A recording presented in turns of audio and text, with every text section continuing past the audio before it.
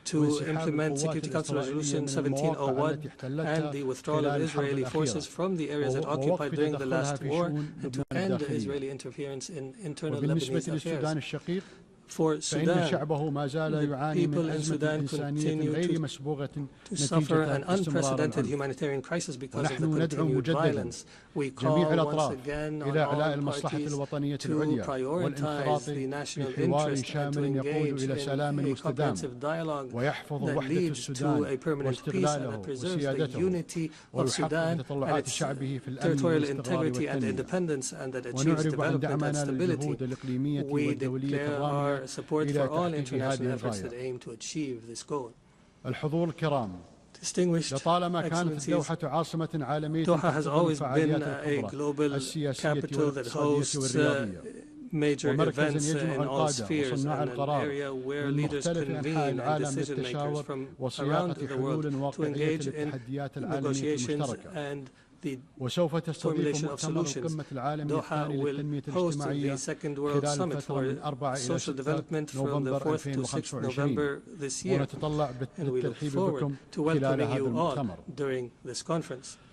ولا شك أن ثقة المجتمع الدولي بنا إنما تقوم على سجل من النجاحات التنظيمية التي حققتها دولة قطر على مر السنوات، وبناء على هذا الإرث الراسخ قدمت ملف ترشحها لاستضافة دورة الألعاب الأولمبية 2036 إيمانا منا بأن الرياضة ليست مجرد منافسة بل جسر يربط بين الشعوب ومنصة لترسيخ قيم السلام والتفاهم. ولقد أثبت تنظيمنا لبطولة كأس العالم لكرة القدم 2022 أننا قادرون على جعل الأحداث الرياضية الكبرى ساحة للتواصل والتقارب بين الثقافات المختلفة. وختاما إن دولة قطر وهي تعي جسامة التحديات التي يواجهها المجتمع الدولي تؤكد أنها ستظل وفية لالتزاماتها في مناصرة الحق وبناء جسور السلام وتعزيز العدالة في العلاقات الدولية. أشكركم والسلام عليكم ورحمة الله وبركاته.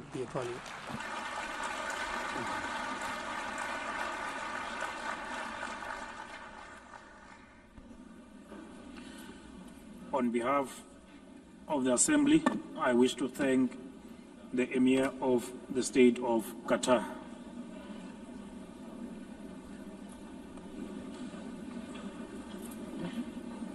The Assembly will now hear an address by Her Excellency Jennifer Gillings-Simons, the President of the Republic of Suriname.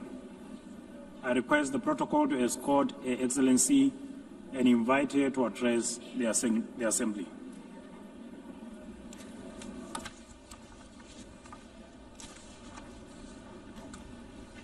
Good morning. Madam President, we are here to commemorate in this special moment in history as we celebrate the United Nations 80th anniversary. And this 80th anniversary of the General Assembly coincides with the 50th anniversary of the independence of the Republic of Suriname and our membership of this organization. On behalf of the government and the people of the Republic of Suriname, I express sincere congratulations to the international community on this occasion.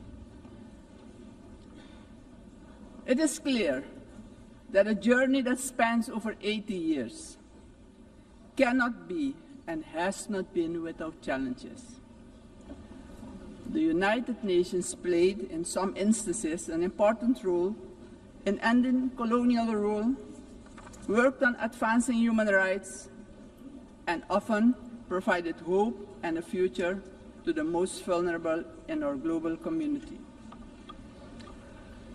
This is also the organization that provided a voice to the global community and worked to establish a balanced world order aimed at adopting a framework for sustainable development agenda and contribute significantly to advancing human rights, more specifically the rights of women and children. The organization promoted education for all and universal access to health care. In some instances, the peaceful resolution of conflicts was achieved preventing misery, and saving human lives. Madam President, on the other hand, we must admit that the UN at other times regrettably has been unsuccessful in avoiding conflicts, wars, and violations of human rights. As we look at the world today, we see that in Europe, war has returned. Elsewhere, wars are displacing millions, killing many, and threatening global security and peace. In other countries and regions, for instance in the Middle East, we have witnessed unspeakable terror at the hands of terrorist organizations. The UN was not able to prevent that. At this moment, there are increased occurrences of grave violations of human rights, and more specifically, the rights of children. For example, in Gaza, it is unbearable to even think about their suffering. Also, within our own region, which is the Caribbean, we have not been spared of rising tensions. It is with heightened concern that we noted the Secretary General's recent briefing on the Security Council meeting on the situation in Haiti, mentioning that the Haitians are enduring a perfect storm of suffering. Haiti is still paying a hefty price for being the first to throw away the shackles of slavery in the region of the Caribbean. Our hearts go out to the people of Haiti. Suriname strongly reiterates its position that conflicts should primarily be resolved through dialogue. And we remind the international community that Latin America and the Caribbean are proclaimed a zone of peace. We do not want military aggression in our region.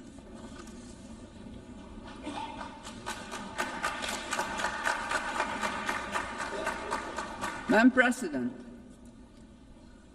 this is the moment, on the 80th anniversary, we should reflect and ponder on the next 80 years. What do we have to change and what needs to be done differently? We all must underscore and repeat it ceaselessly today that the United Nations will only be successful if all nations, without exception, adhere to the resolutions we adopt.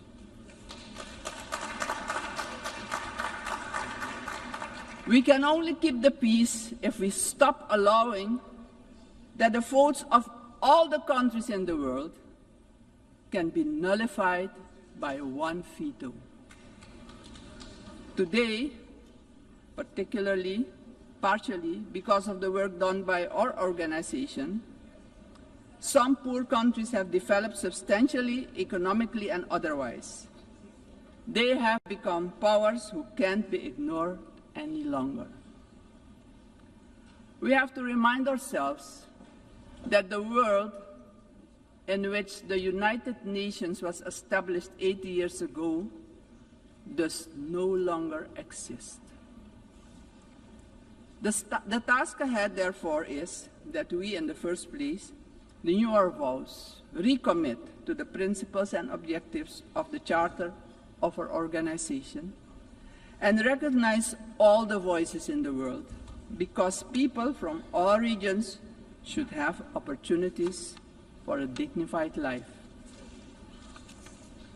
Furthermore, the UN should adjust to the world we currently live in. This means, for example, the Security Council should expand to include all nations who exert major influence in the world. Exclusion of these players will only increase the risk of conflict and obstruct the beneficial cooperation necessary for humanity to develop and prosper. It is of great importance that all economically and otherwise strong nations and countries maintain a healthy competition that promotes the scientific advancement we need for sustainable development. On the other hand, these countries need to work together to guarantee global peace, so crucial for the existence and growth of the developing states and for their own countries. In this context, Suriname endorses the inclusion of, amongst others, Brazil, India, and the representation of the African continent for equal membership of the Council. Equally, we support the CARI composition for a non-permanent rotating seat for the small island developing states and low-lying coastal countries. I would also like to remind the member states that my country, Suriname, has presented its candidacy as a non-permanent member of the Council for the period 2043 to 2044. Madam President, the United Nations must be a genuine unity of nations. If our organization, moving forward, wants to play a crucial role in creating a prosperous future for humanity, we have no choice than to genuinely unite, all of us. Suriname stands firmly for global peace, for the rule of law, and for the equal value of every human life. Considering this, Suriname once again calls for the lifting of the long-standing, unjust embargo against Cuba, bringing misery to its people. Madam President, Suriname is a country with people of indigenous, Maroon, Javanese, Hindustani, Creole, African, Chinese, and European descent. We all live together in a mosaic of cultures and faiths. The persons from Surinamese origin living abroad are part of this mosaic of our population and can contribute to the socio-economic development of the nation. We consider this diversity a great asset. Actually, Suriname does not have diversity. Suriname is diversity, and we keep working together to protect and grow our national unity for our own well-being and as an example of harmony in this often divided world. My country also carries immense natural wealth, and it is our vision to create an economy that is resilient, sustainable, and inclusive. Together we strive to build this more diverse economy by developing, among others, our tourism and agricultural sectors, strengthen our educational system, and work towards universal access to basic health care. Suriname has a vast tourism potential with its green and lustrous hinterland, many waterfalls, rapids, and great rivers for relaxation, as well as for unforgettable adventures, if you're inclined to that. Rich biodiversity, cultural treasures, and the UNESCO-acknowledged historical city of Paramaribo. Through cooperation in the agriculture sector with our neighbors, we aim at improving food security within Suriname and the Caribbean community. My government views energy security as a strategic priority for national development, regional stability, and economic resilience. With an investment of more than $10 billion for the development of our offshore oil and gas, the country is getting a new beginning, a new start that will contribute significantly to our economic growth. However, we know oil and gas revenues should not be the sole fundament of our economic development, Hence, we need investments in relevant sectors in our country. We are steadily advancing our energy transition. While we already source about 50% of our energy needs through hydropower, we are moving toward natural gas and other forms of renewable energy as part of our long-term vision, because we know climate change is a fact. Madam President, I firmly believe that education is the foundation upon which every prosperous society is built. We are committed to invest in our education system, our teachers, our children and youth. The future of any country depends on the talent and skills of its people. My country reaffirms strongly its commitment to upholding the rights of indigenous and tribal communities, ensuring that their livelihoods, tradition, knowledge systems are respected and preserved, and the acknowledgement of their collective land rights. Strengthening our institutions is high on our agenda. Suriname has worked tirelessly on the prevention of diseases, and despite challenges, we have achieved results that we as a country can be proud of. As of June 30, 2025, Suriname has officially been declared malaria-free by the World Health Organization after 30 years of continuous fight against this disease, the first in the Amazon region to receive such a recognition. We are aware of the responsibility to remain vigilant as government as well as a community to ensure that these gains are sustained. Suriname's example showcases that we too can surely make a valuable contribution in combating infectious diseases. Madam President, the Caribbean community is expanding its outreach. And in this light, Suriname also welcomes the recently concluded Second Africa CARICOM Summit held in the Republic of Ethiopia. This, Madam President, honors the historic, cultural, and human bonds between the regions of the Caribbean and Africa. Suriname also acknowledges the CARICOM 10-point plan for reparatory justice, which has our full and strong endorsement. Slavery was a crime, is a crime against humanity, and we're talking about reparations, yes. We will furthermore continue to contribute with CARICOM, aiming at enhancing the organization's geopolitical influence. Despite our commitment as a country to the Paris Agreement 10 years ago, we see that the climate crisis is worsening. It's worse than we feared. Our countries have least contributed to climate change and carbon emissions, but are hit the hardest by its effects, directly impacting the livelihood and economic growth of our peoples. Suriname calls for the urgent attention of the international community to address the detrimental impact of climate change facing the small island developing states and countries with low-lying coastal areas. Our forests stand strong.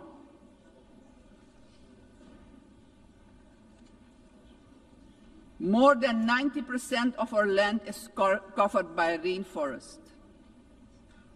And this makes us the most forested country in the world. Your eyes have never seen so much green. Suriname is one of the 3 carbon-negative countries on Earth. Since 1992, our forest has absorbed nearly 290 million tons of carbon, and each year we capture more than we emit, and we want to keep it that way. The protection and conservation of our forest has been a priority. It doesn't stand by default, but by design. We have been logging sustainably for decades, and did so with the Sustainable Tropical Rainforest Management System, developed in Suriname an ecological approach to forestry. Also, the indigenous and tribal communities protect the forest by their continued stewardship. We are proud of the way we did it, but pride alone does not pay the bills and does not develop the indigenous and tribal communities.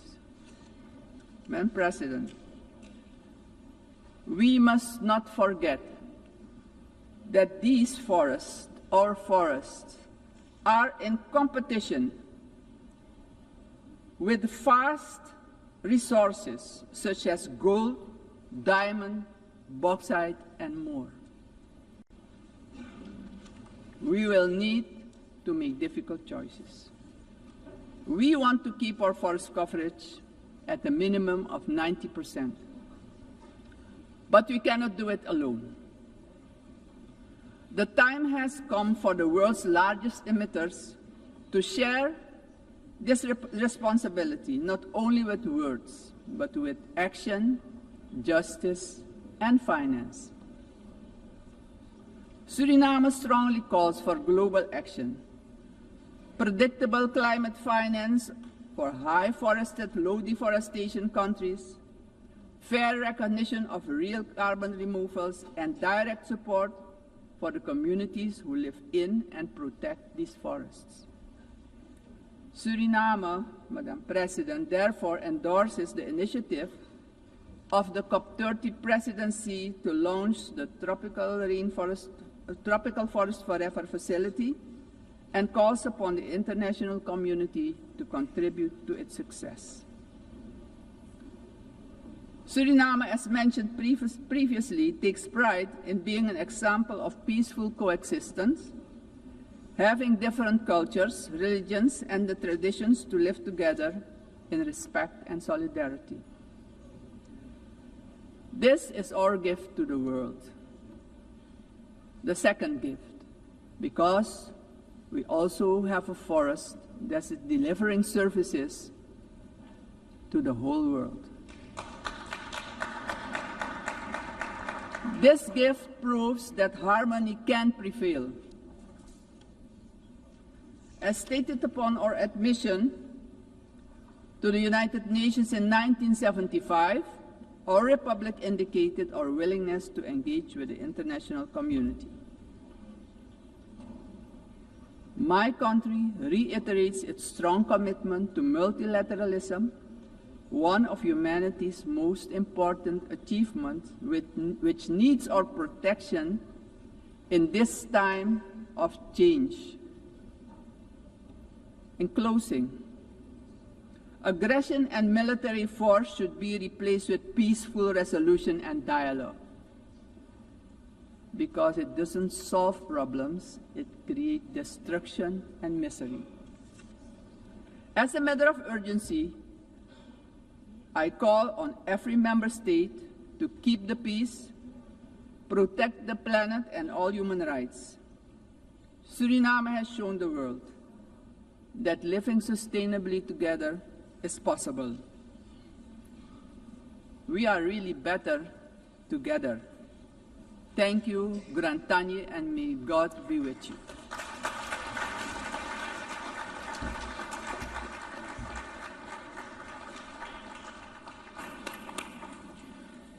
On behalf of the Assembly, I wish to thank the President of the Republic of Suriname. The Assembly will hear an address by His Excellency Katinas Nauseda, President of the Republic of Lithuania. I request protocol to escort His Excellency and invite him to address the Assembly.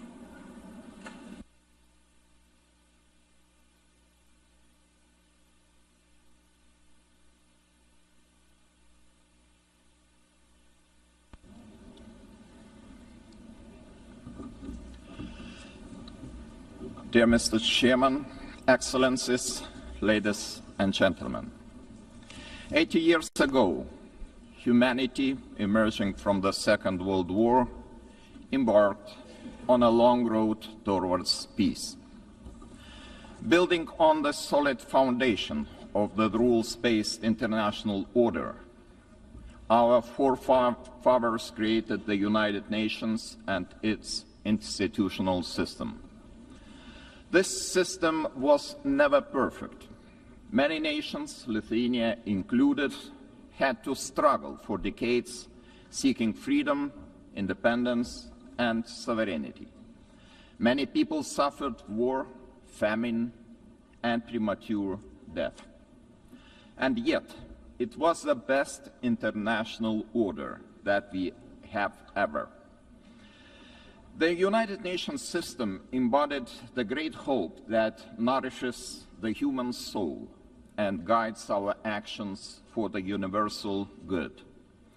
Together we succeeded in condemning war and conquest, at least in theory, if not always in practice. To this day, even the worst aggressors feel ashamed to openly conquer, destroy, and enslave. Instead, they talk about special military operations and the need to protect those who frankly do not want to be protected. This shame is a significant achievement of our time. To the extent that current international norms limit the behavior of offenders, they help countless people to survive, escape torture, or even prosper. Thus, it is an ever-growing concern to witness these same norms being subjected to increasingly open and brutal attacks. Our international order is being slowly eroded by the irresponsible actions of those who should know better. The world is turning into a much more dangerous place. We have seen this before. We cannot ignore the striking parallels between the present day and the events of 1938, a time when the world chose appeasement over international law and diplomacy over deterrence, culminating in the infamous Munich Pact. That was a short-sighted attempt to satisfy a dangerous revisionist aggressor by giving away the territory of a sovereign nation. It proved to be a complete failure. The Munich Pact not only emboldened the Nazi regime, but also opened the door for Soviet expansion. Soon after, the secret protocols of the Molotov-Ribbentrop Pact carved Europe into spheres of influence and sealed the fate of many independent states. As Europe descended into another great war, Lithuania and the other Baltic states were illegally occupied, annexed, and brutalized. After regaining the independence 35 years ago, Lithuania feels a duty to guard the bitter memory of past mistakes. Never again will we place our hopes in appeasement. Never again will we stand aside. Never again shall Pandora's box be opened. In 1938, it was Czechoslovakia that was abandoned. Today, we cannot abandon Ukraine alone. The war in Ukraine is well into its 4th year. The international community has not done enough to stop aggressor. This is a quest that goes far beyond the usual lines that keep different nations apart. What matters is not the distinction between large and small, or between global North and global South nations, but the basic principles of the UN Charter, which guarantee peace and security across the globe. If one UN member is attacked with impunity year after year by a permanent member of the Security Council, what does that mean for the rest of us? When power replaces law and fear silences the truth, the foundations of the global order begin to crack.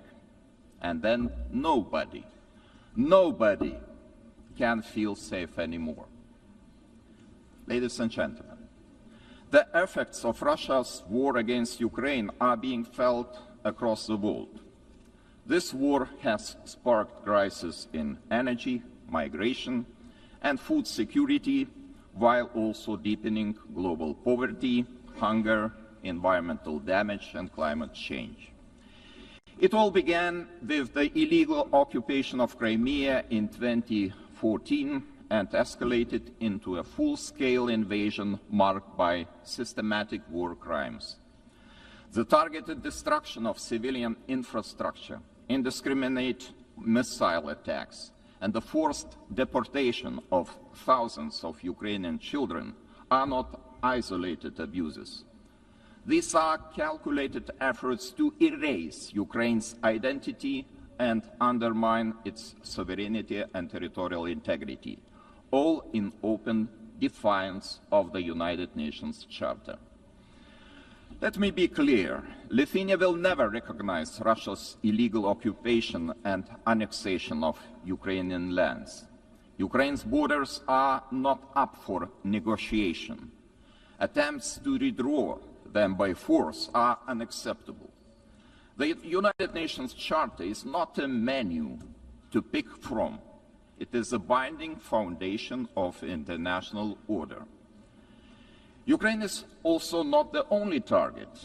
Russia continues to occupy two Georgian regions, destabilizes Moldova, and uses proxies and mercenaries to spread instability across the Sahel, the Middle East, and beyond. These are not isolated episodes. They are part of a calculated policy to undermine international norms and export chaos for strategic gain. Russia is not acting alone. The countries enabling Russia's war against Ukraine also violate international law. They prolong the war and deepen unnecessary suffering. Their actions damage us all, every sovereign nation. Lithuania therefore calls on the international community to maintain strong political, military, humanitarian, and economic support for Ukraine. Having already provided more than 1 billion euros in assistance, half of which for reconstruction and long-term recovery, we are setting an example to follow. It is equally vital that the international community stop buying Russia's energy resources. Without all that oil and gas money, Moscow's war machine would finally stop. If history is any indicator, Russia will never stop using energy for its geopolitical goals. Wherever Russian energy resources flow, corruption, blackmail, and sabotage will follow. Let me remind you, this is a country that understands only the language of force. Ukraine's ability to deter aggression will be the decisive factor in the future. Moreover, peace will never be sustainable without justice. Russia's numerous war crimes, from mass killings and attacks on hospitals to the abduction, deportation, and indoctrination of children, demand accountability. My country strongly supports the Special Tribunal for the Crime of Aggression under the auspices of the Council of Europe. We call on all states to endorse this initiative. Accountability must have real consequences, legal, political, and financial. As a co-founder of Register of Damage for Ukraine, Lithuania calls on all eligible states to join this vital effort. Russia's frozen assets must eventually be used to help Ukraine defend itself and rebuild. I also cannot stress strongly enough that the return of all deported Ukrainian children and illegally detained civilians must be a global priority. We urge all states and institutions to strengthen international efforts and to ensure their safe homecoming.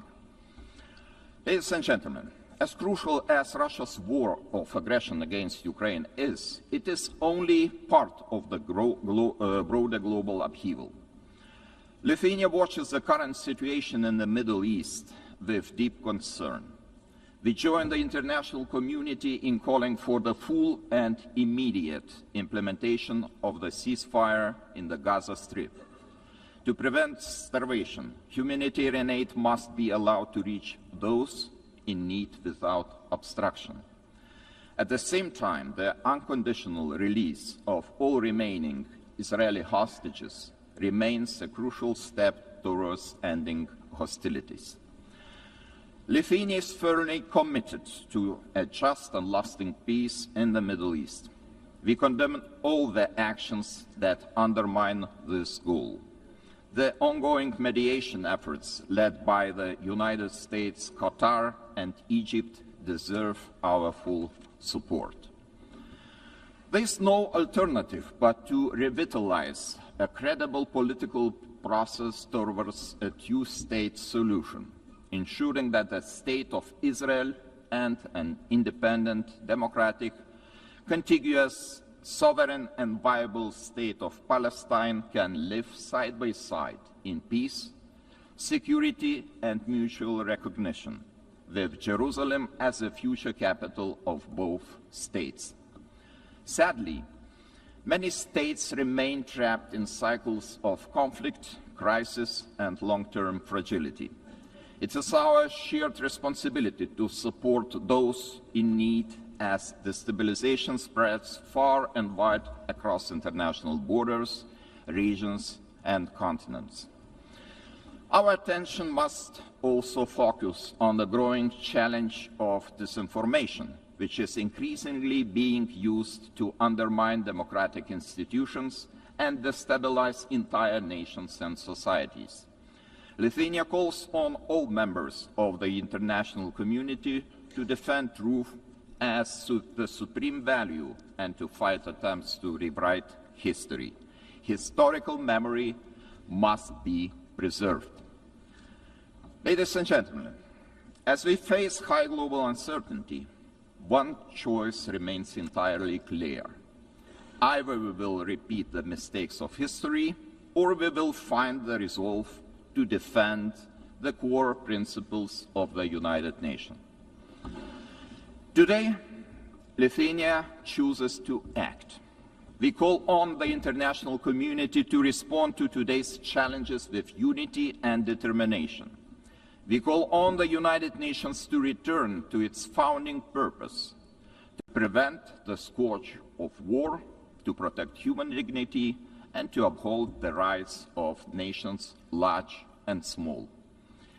Together, we must ensure that no permanent seat on the Security Council grants any state permanent impunity. We must support those who defend the very principles of the UN Charter. In this spirit, I welcome the Secretary General's UNAT reform agenda, a timely blueprint for adapting this institution to the realities of today's world. His call for a more inclusive, effective, and accountable United Nations deserves our broad support. Lithuania stands firmly behind these efforts to reimagine multilateralism. We call on all states to strengthen our collective ability to act across all three pillars: peace and security, human rights, and development. Our message must be simple and straightforward. Aggression cannot win, and the principles of the UN Charter must prevail. Let us rise to the demands of this moment. Thank you very much.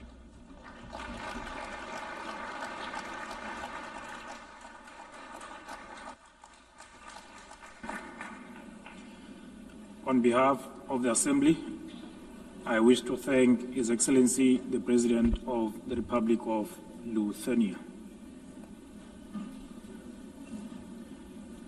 The Assembly will hear an address by His Excellency Marcelo Rebelo da Sousa, the President of the Portuguese Republic.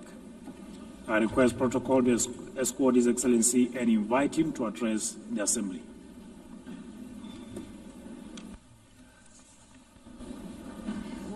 Mr. Chairman, Excellencies, symbolic moment this one for United Nations, the celebration of 80 years, and for us, Portuguese, 70 years of membership.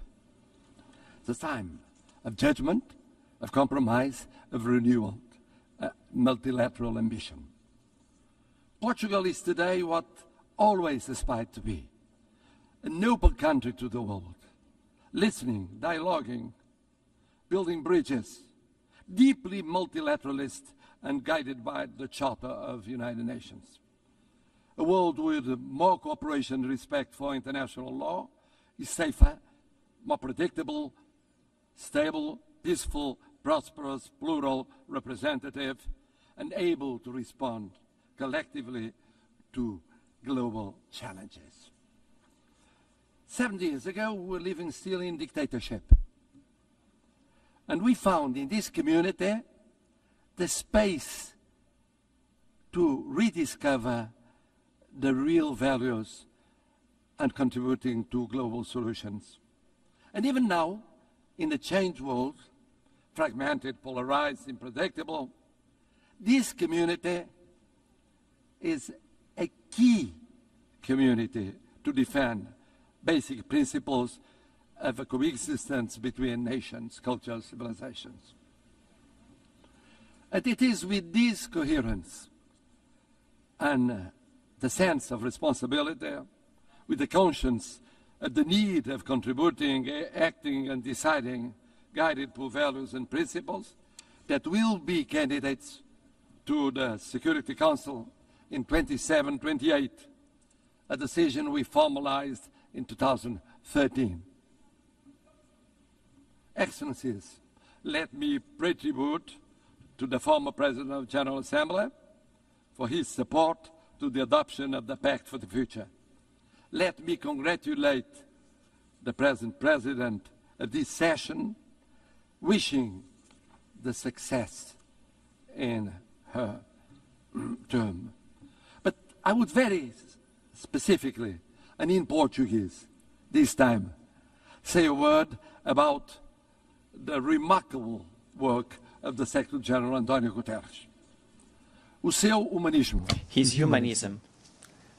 O apego ao direito internacional. Devotion to international law. As reformas por que tem lutado. The reforms he has championed since 2017, que inclui agora now including UN 80 o Pacto para o Futuro, and the Pact for the Future, and the Pact for the Future, são a sua marca e o seu legado. Are testaments to his work and will be his legacy. Mark and legacy. It is a pride for me, é orgulho para mim, having a Portuguese as Secretary-General of the United Nations, ter português como Secretário-Geral das Nações Unidas. Someone that is projecting a Portuguese way of acting in international relations. Uma forma portuguesa de estar nas relações internacionais. He will always be supported by Portugal. Contará sempre com o apoio de Portugal. And I must congratulate him for his speech. Because he said, I will never give up. I know him ever since we were teenagers. He never gave up, ever. And he's right. It's true we live at a time of multiple crises and persistent crises. Division, polarization, violations of international law, cleavage between power exercise and responsibility, technology and ethics, urgency of crisis and capacity of response and action. United Nations faces an existential moment. Without change, without renewal, the United Nations will be marginalized, and we could be left to the law of force. No G1, no G2, no G3, no G1 plus 1, 1 plus 2, or 2 plus 1 will be an alternative. No absence of multilateralism will avoid the need of multilateralism. The world is multipolar, will be multipolar. Just think of the situation in Ukraine or the situation in Middle East. In Ukraine, for years, and now for months, for 8 months, one is waiting the mediation of the most powerful in the world. Do we have a ceasefire? No, we don't. In the case of Middle East, we waited and waited for the intervention of the most powerful in the world. Did we have a ceasefire? Without the multipolar, multilateral intervention of so many countries, here in New York, with the recognition of the existence of the state of Palestine, some Europeans, others non-Europeans, we won't change soon. This means we need United Nations, we need multilateralism, we need dialogue between countries from every continent. And the same for international law. We need international law. We need international law for the reform of United Nations. We need international law as a foundation of peace and justice. A world governed by rules is a safer and more predictable and equitable world. We need a Charter of United Nations as a common compass. Of course, we must adjust United Nations, but we must never forget the lesson of the League of Nations. When one forgets the principles, when one abandons the principles on account of pure realpolitik, I mean the power or the powers of the moment, one forgets that no power is eternal. No personality is eternal. Empires went up and went down. We know by experience it. Colonial empires, European empires inside Europe, all kinds of empires went up and went down. We believe that in the reform of United Nations, we have 3 pillars: prevention, partnership, and protection. Preemptive action before the conflict, not just afterwards. Mediation, preventive diplomacy, intervention of the Secretary General and of the PBC. Avoiding destruction and institution collapse. Building peace, fighting against the deep causes of violence, promoting resilient and peaceful societies. But development, peace building without development, preventive action without development doesn't work. We co-presided, together with an African partner, Burundi, the preparation of the 4th conference on financing of development. Ideas, dialogue, determination, results. Without sustainable development, no lasting peace is possible. Never forget to implement the 2030 agenda and the reform of the international financial architecture. It's a priority involving the digital, the space, the artificial intelligence technologies as force for peace, not tools for domination. Bridging the digital and technological divides as central to build resilient societies. C'est aussi très fier que nous partageons la priorité des océans, la priorité du changement du climat. On peut parler contre le changement du climat, mais on admet tout de suite qu'il y a ce changement.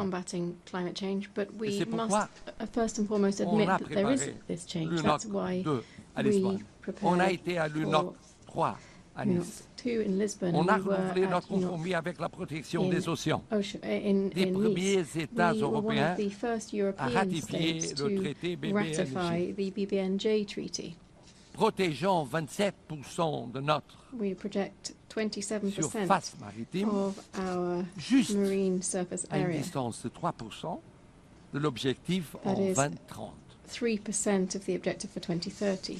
Excellencies, speaking of the pillar of partnership, the United Nations must deepen partnerships, strategic partnerships with regional organizations. Portugal has experience that is very specific. Nós temos a experiência We have the experience da comunidade de países of the língua community of portuguesa. Portuguese-speaking The countries. experience of the Portuguese-speaking community, present in 9 countries, 4 continents, 1 language. Presentes em 9 países, 4 continentes, uma língua, uma plataforma A com language, voz a short própria na platform ONU. with its own voice at the UN. Nós acolhemos o We Fórum hosted Global da the Aliança das 10th Global Civilizações. Forum of the We Alliance of received the Civilizations. Forum for the Alliance of Civilizations. Also, the conference, UN Conference on Racism. Portugal organizou a primeira conferência Portugal da ONU sobre hosted the racismo. first UN conference on racism, E promovemos a aplicação and we da Declaração promoted de Durban em todo o the mundo. implementation of the Durban Declaration. Nosotros formamos We parte are part da of comunidad the iberoamericana. Ibero-American community.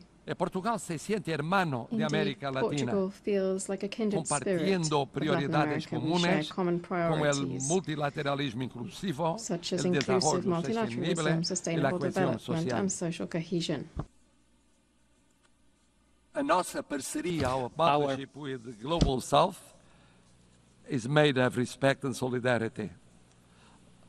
Lançamos as primeiras cimeiras We launched União Europeia e the União Africana. first EU-African Union summits. We have had the initiative of the first and second summits between European Union and the African Union. We cooperate actively with the PMA, CITES, and LLDC. At the same time, we think that protecting means also protecting the role of women, youth as agents of change, the access to education, leadership, political participation. The world needs more women and more youngest as leaders in the procedures of decision. Third pillar, protection. We participate for 65 years in peacekeeping. Thousands of armed forces and security forces participated in 25 missions in 4 continents, mostly in Africa. Peacekeeping now with 4 peace operations, a quick reaction force, punctual payment, example of intervention in every continent, defense of a predictable and stable financing, including for the missions that are promoted by Security Council or accepted by Security Council, but initiative of African Union. This year, we celebrate the 25th anniversary of the additional protocol to the Convention of Rights of Children involved in armed conflicts. It's a drama. It's a drama. Children going on being victims in every war scenario. We have the legal duty, the political and the moral duty of protecting them. And then, of course, humanitarian international law. One spoke of it, about the situation in areas of conflict. Geneva Conventions are not suggestions. They involve duties. We participated in the 6th Commission preparing the Convention on Crimes Against Humanity. human rights. Human rights. Human rights mean personal rights, political rights, freedom of expression, economic rights, social, cultural rights, universal, interdependent, and inseparable. Não podemos ficar indiferentes. We cannot remain indifferent. We cannot be indifferent concerning major crises. We just declared our decision of recognizing the state of Palestine. In the Middle East, now we think that the following step is creating conditions for a ceasefire, immediately releasing the hostages, humanitarian assistance, but also creating political, economic, and social conditions to strengthen the solution of two sovereign states, rebuilding economies and societies, giving an opportunity to peace, to the daily life of Israelis and Palestinians, so that they can live, not die. Live, not die. In Ukraine, sovereignty, independence, and integrity, with global total ceasefire, immediate and unconditional, first step for a fair peace, respecting international law and respecting the Charter of the United Nations. In Sudan, intervening to react much more quickly to perhaps the greatest humanitarian catastrophe in Africa. On Haiti, où les souffrances de la population in Haiti, where the suffering of the population is no longer tenable. This in light of the barbaric atrocities committed by criminal gangs and the recruitment of child soldiers. Decisive UN assistance to the multinational security support mission is required before it is too late. Excellencies, at a time when we are witnessing the largest number of armed conflicts since the creation of the United Nations, Portugal is ready to take on greater responsibilities and represent a global voice in the Security Council, bringing the experience of almost lessons learned in recent decades and proximity to all the states here represented, without discrimination. And for that, our vision for the Security Council will act to prevent and creating partnership and protection, and with the reform of the Security Council to make it more representative and effective, to reflect the geopolitics of the 21st century and doesn't remain stuck in 1945, with representation of the African continent, with seats represented, and recognition of major emerging powers such as Brazil and India, with more transparent, a council that is more plural and consistent with the content and the spirit of the Charter. A Security Council which in 2024 met frequently since 1989. But it met frequently with less resolutions adopted and the highest number of vetos casted.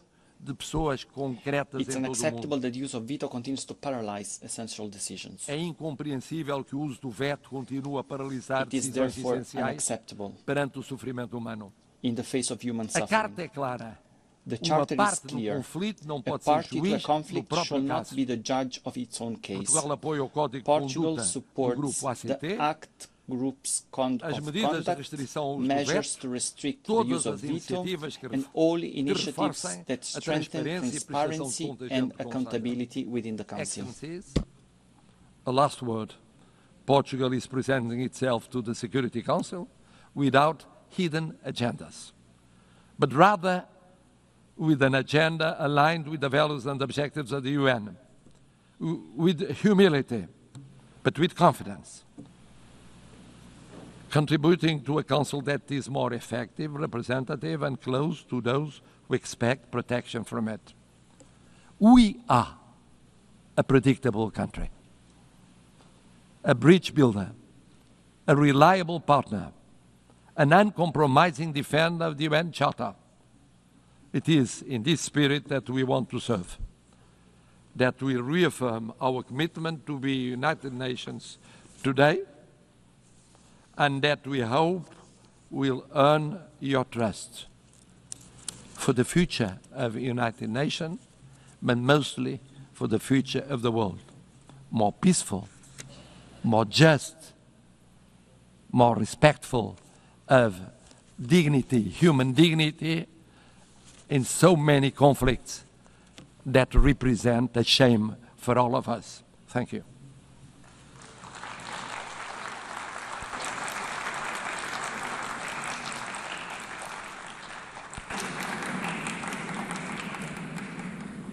On behalf of the Assembly, I wish to thank His Excellency, the President of the Portuguese Republic.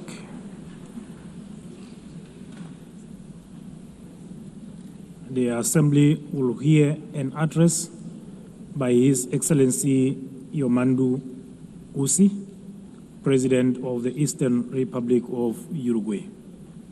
I request protocol to escort His Excellency and invite him to address the Assembly.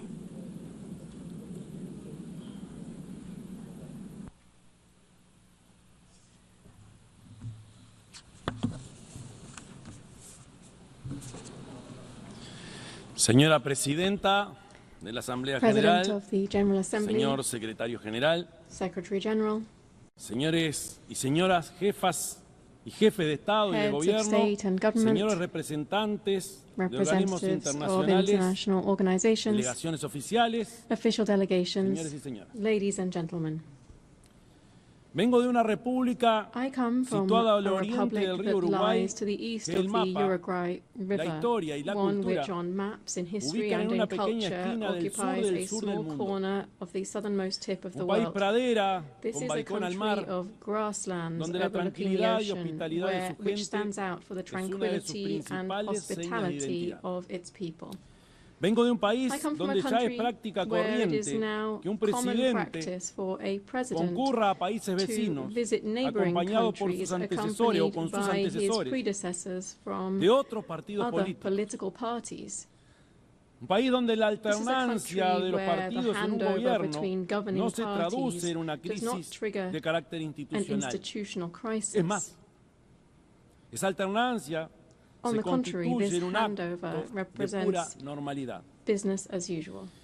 Vengo de un país I come from a cuyo country presidente puede caminar whose sin president custodia entre can la walk among gente, the people puede without disfrutar de un security, partido de fútbol en una can tribuna enjoy a football como un match hincha más. standing in the stands like any other supporter. Vengo de un país I come from a country cuyos partidos whose political políticos, parties, casi todos ellos, almost con all más of de them, medio siglo de historia, more than half a century siempre están old, dispuestos a acordar are always soluciones willing nacionales to a agree urgencias on también national nacionales. solutions to national emergencies. Soluciones, como decimos nosotros, a la uruguaya. Uruguayan solutions, as we call Con them. estos gestos, quiero expresar que In Uruguay saying lleva en this, su vida I'm trying to cotidiana express how una Uruguay vocación lives profunda de its paz profound y de respeto. vocation for peace and respect every day. Vivo en un país, por I supuesto, que no live in está a a las country, puertas of del course, paraíso, that does not stand on the porque threshold of enfrenta nuevos paradise, desafíos since en we términos de are pobreza also infantil, facing fresh challenges seguridad in child pública poverty, o public desigualdad security, social. and Y social sobre estos inequality. temas And on these también issues hay en also, líneas generales un consenso there is, nacional. generally speaking, national La consensus. histórica solidez institucional y Our política ha historically permitido que robust Uruguay institutions and political aún se system destaque have en la allowed región por su Uruguay alto to nivel de continue to desarrollo stand out in the humano region for its o high su level of política de human development distribución del and its ingreso, income y que distribution sea un policies. país de reglas It has estables, allowed us to be donde a los country contratos with se stable cumplen, rules, where donde se honran contracts los are honored, compromisos where international internacionales, commitments are donde respected, la and estabilidad where macroeconómica macroeconomic es stability una política de is Estado. a state policy. Pero esta acumulación But this positiva impressive record también se expresa más allá can de also nuestras be fronteras. seen beyond our borders.